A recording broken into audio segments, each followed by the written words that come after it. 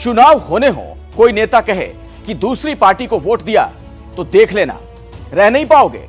कुछ ऐसे ही आरोप बीजेपी ने पश्चिम बंगाल की ममता सरकार पर लगाए हैं और इन आरोपों के केंद्र में है एक वायरल वीडियो जिसमें टीएमसी के विधायक जनता से कह रहे हैं कि बंगाल में रहना है तो बस ममता ममता कहना है।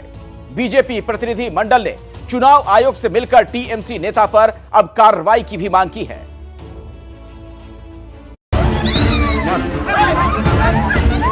उनको कह रहे हैं कि जाके अपने अपने क्षेत्र में जो भी भारतीय जनता पार्टी को समर्थन करने वाले वोटर हैं उनको चमकाइए, बंगाली में कोट अनकोट चमकाइए, मतलब डराइए, धमकाइए। खाली एक ही काम है, आग जला दो, वायलेंस वायलेंस बोल के बांग्ला का बदनाम कर दो।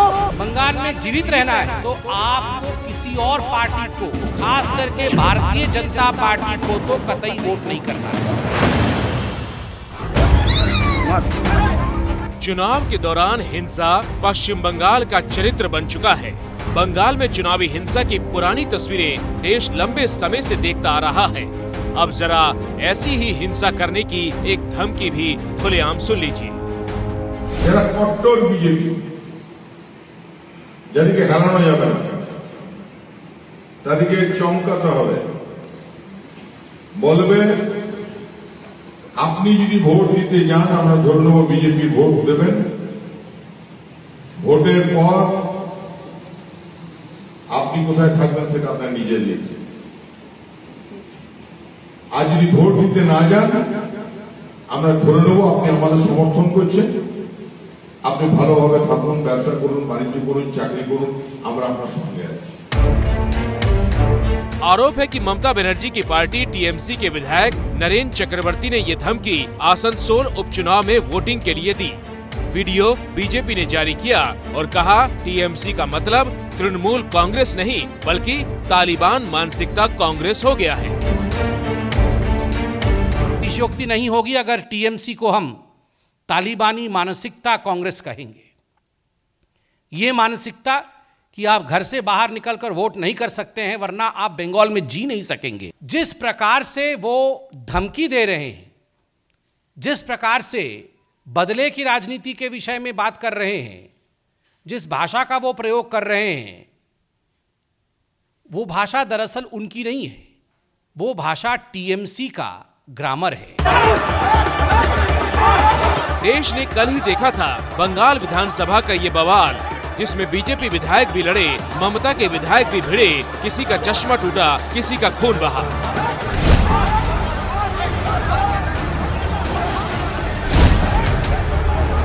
कुछ गुंडा लोग उस पर वायलेंस में वांटेड है। ये लोग हमारी एमएलए के ऊपर हाथापाई किया। ये देखो चश्मा भेंगे दिए, एखान से ब्लीडिंग होच्छे। प्रजातंत्र के मंदिर में हिंसा के खिलाफ हिंसा का ये प्रदर्शन हुआ था और अब ममता बनर्जी ने प्रजातंत्र को बचाने के लिए बीजेपी के खिलाफ विपक्षी दलों को चिट्ठी लिखी है। ममता ने लिखा है, बीजेपी की मोदी सरकार ईडी, सीबीआई, इनकम टैक्स और सीबीसी जैसी एजेंसियों का इस्तेमाल कर दूसरी पार्टियों के खिलाफ प्रजातंत्र पर अटैक कर रही है। संघीय ढांचे को नुकसान पहुंचाया जा रहा है। ऐसे में सभी दलों को साथ आकर बीजेपी की रणनीति को रोकना चाहिए। जब चुनाव आ जाएगा तब बोलेगा हम देश का सबसे बड़ा देश के रक्षक है। देश का रक्षक तो नहीं है, उसको उल्टा जो है वो दिमाग में सोच लो। तो इसी के लिए हम चाहते हैं कि आप लोग अच्छा रहे। ममता बनर्जी प्रजातंत्र को बचाने का झंडा बुलंद करने के लिए चिट्ठी लिख रही हैं, जबकि उनके विधायक खुलेआम धमकी देते दिख रहे हैं। देखी खबर टबर नीते হবে, তবে পুরনো হতে পারে। সে সময় তো যিনি আমাদের জেলা সভাপতি ছিলেন তিনি এখন বিজেপিতে আছেন, তিনি তখন সব নির্দেশ দিতেন। वैसे आसनसोल में 12 अप्रैल को उपचुनाव है, 16 अप्रैल को नतीजे आएंगे। धमकी के बाद आसनसोल में केंद्रीय सुरक्षा बलों ने आज फ्लैग मार्च किया ताकि बंगाल का आम आदमी अपनी मर्जी के मुताबिक मतदान कर सके।